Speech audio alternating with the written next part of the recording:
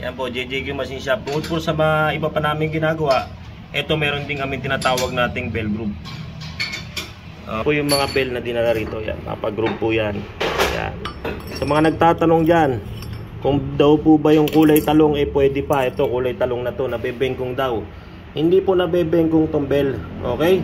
Pero alam po kung papaluin to rito ng mekaniko o ng gumagawa, nabebengkong. Pero kung tumatakbo lang to at magkulay talong, hindi po mabebengkong yan.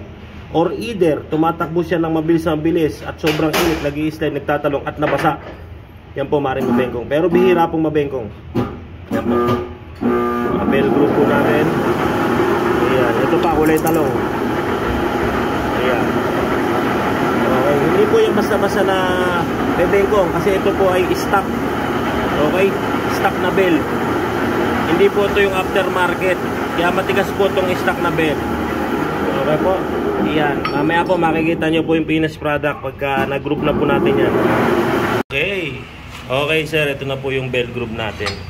Ayan, naka-group po lahat yan. Pansinin nyo. Ayan, dami po niya, no? Ayan na po.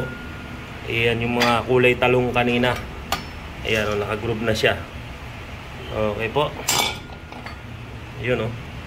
Ganda ng pagkaka-group. Yan po. Okay. Sa mga gusto pong magpa-group o magpagawa o anumang problema ng motor nyo, ito pong group po, maganda po to para anti-dragging.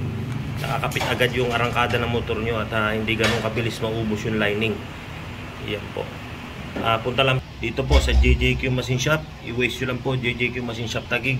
At ayusin po natin yung mga problema nyo. Lalo na ng mga problema ng mga motor nyo. Thank you po.